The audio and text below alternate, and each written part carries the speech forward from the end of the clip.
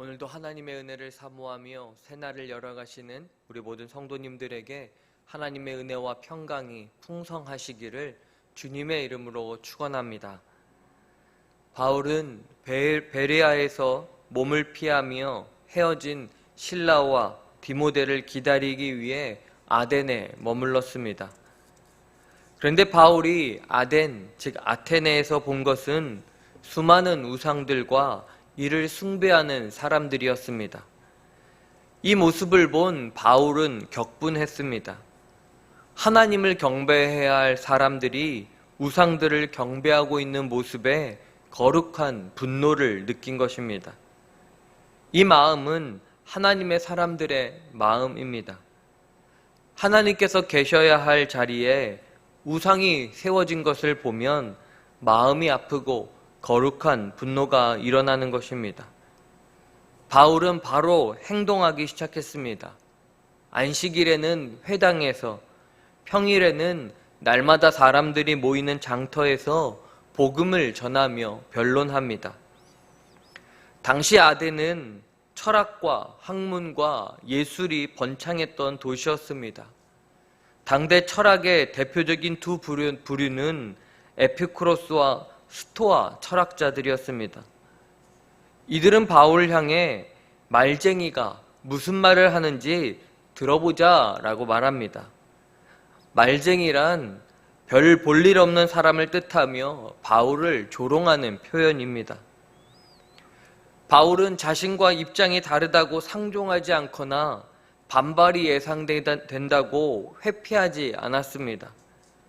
복음의 확신이 있었기에 우상에 분노하는 주님의 마음으로 주눅들지 않고 당당하게 복음, 예수와 부활에 대해 전합니다. 여러분, 요즘 사람들이 우리 그리스도인들을 가리켜 말쟁이, 예수쟁이라고 조롱할 때가 많습니다. 그럴지라도 우리는 부활하신 주님만이 유일한 참신이심을 당당하게 고백해야 합니다. 바울이 절한 이 예수와 부활에 대해 아덴 사람들이 관심을 보입니다. 지금까지 아덴 사람들이 들어보지 못했던 새로운 가르침이기 때문입니다. 여러분, 지금도 사람들은 새로운 것, 자기에게 편리한 것을 갖다 주면 그것이 자신을 행복하게 해줄 것이라고 믿기에 항상 새로운 것을 추구합니다. 그러나 그 새로운 것이 사람을 편리하게 해줄 수 있을지는 모르지만 사람에게 생명을 주거나 진리로 인도하는 것은 결코 아닙니다. 그렇게 바울은 이들에게 생명의 진리를 전하고자 아직까지 이들이 알지 못하는 신을 알려주고자 합니다. 즉 바울은 하나님이 누구이신지, 그리고 예수 그리스도께서 왜 이 땅 가운데 오셔야만 했는지, 그리고 아덴 사람들에게 왜 복음이 필요한지에 대해 아레오바고 설교를 통해서 이 아덴 사람들에게 정확하게 전파하고 있습니다. 사랑하는 성도 여러분, 지금 세상도 마찬가지입니다. 사람들은 아덴처럼 자기가 무엇에 집착하고 있는지, 자기가 무엇을 우상으로 섬기는지도 모르는 채 그렇게 하루하루를 살아가고 있습니다. 이 사람들이 오늘 저와 여러분이 살아가고 있는 삶의 터전 안에 함께 살아가고 있습니다. 그렇게 이들에게 진정으로 필요한 것은 바로 하나님이시며 복음입니다. 오늘도 우리가 바울처럼 담대하게 우리 삶의 주위에 있는 사람들에게 복음을 전해야 되는 이유가 바로 여기에 있습니다. 바울은 계속해서 하나님이 누구신지를 아덴 사람들에게 계속 증거합니다. 하나님께서는 온 우주 만물을 창조하시고 다스리시기에 인간이 지은 신전에 사시는 작은 존재가 아님을, 하나님께서는 부족함이 있어 인간에게 무엇을 받아야만 하는 불완전한 존재가 아님을, 하나님께서는 인간에게 모든 것을 주시는 공급자요, 생명의 원천이시기에 인간은 하나님의 도움 없이는 하루도 살 수 없는 존재임을 선포합니다. 그리고 사도 바울은 결론적으로 아덴 사람들에게 이제 회개하고 우상 숭배의 삶에서 떠나라 라고 권면합니다. 아레오바고에서의 이 사도 바울의 설교는 변증적으로 완벽한 설교였기에 사람들을 설득시킬 수 있을 것 같았습니다. 그런데 이는 완전히 빗나간 예상입니다. 바울의 복음 선포를 들은 많은 아덴에 있는 사람들이 사도 바울을 조롱하기 시작했습니다. 어떤 이들은 몸의 부활을 전하는 바울을 비웃었고, 또 어떤 이들은 이 바울의 메시지를 흥미롭게 듣기는 했으나 지적 호기심만을 채우려 할 뿐 회개와 믿음으로 나아가지는 못했습니다. 사랑하는 여러분, 이 상황이 무엇을 보여줍니까? 영혼 구원은 사람의 변론과 유창한 언변으로 되는 것이 아니라는 것입니다. 사람들은 말과 지식과 정보만으로 복음을 영접하지 않습니다. 이후 사도 바울은 고린도에서 이렇게 고백합니다. 고린도전서 2장 2절 말씀입니다.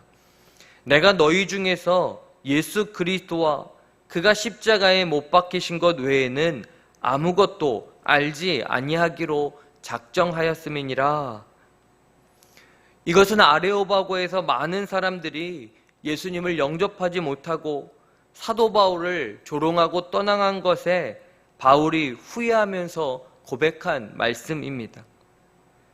사도 바울은 이때부터 십자가의 도 외에는 복음 중에 복음만을 증거하기로 결심하고 복음을 전합니다. 사랑하는 성도 여러분, 사람을 변화시키는 것은 훌륭한 언변의 설교나 수사학적인 논리나 변증적인 방법이 아닙니다. 사람들이 복음을 영접하고 변화되는 것은 바로 십자가의 도, 즉 예수님이 우리를 위해서 죽으셨고 사망 권세를 이기시고 부활하셨다는 이 놀라운 사실을 믿을 때에, 그것을 믿고 주님을 영접할 때에 사람이 새 생명으로 살아나고 변화를 일으켜 가는 것입니다. 간절히 바라기는 오늘 저와 여러분도 오직 십자가의 은혜를 바라보며 우리를 위해서 십자가에 죽으셨다가 다시 살아나신 그 예수님만을 전파하는 삶이 되기를 간절히 소망합니다. 그때에 저와 여러분의 삶을 통해 새 생명이 일어나고 삶이 변화되는 역사가 일어나게 될 줄 믿습니다. 기도하시겠습니다. 하나님 아버지, 아덴과 같은 세상 속에 우리를 파송하신 것을 믿고 복음을 전하며 하나님의 영광을 높이는 하루가 되게 하여 주옵소서. 아덴에서 사도 바울이 오직 십자가의 도만을 전하기로 결단한 것처럼 우리도 믿음의 주요 온전하게 하시는 예수 그리스도, 그의 십자가의 은혜를 바라보며 하루하루 승리하며 나아갈 수 있도록 인도하여 주시옵소서. 연약한 교우들의 삶을 긍휼히 여겨주시고 주님의 손으로 오늘도 어루만져 주시사 치유와 회복의 역사가 나타나게 하여 주시옵소서. 감사의 예물과 1000번째 예물을 주님께 드립니다. 이 예물이 복음이 전파되는 곳에 쓰임받아 하나님 나라를 이뤄가도록 주님께서 친히 사용하여 주시옵소서. 이제는 이 땅에 오셔서 십자가 생명의 길을 열어주신 예수 그리스도의 은혜와 복음 들고 영접한 우리를 구원하여 주신 하나님의 사랑하심과 십자가의 은혜를 확신하며 담대하게 복음을 전파하며 살아갈 수 있도록 도우시는 성령님의 인도하심이 모든 성도들 머리 위에 이제로부터 영원까지 함께 하시기를 간절히 축원하옵나이다. 아멘.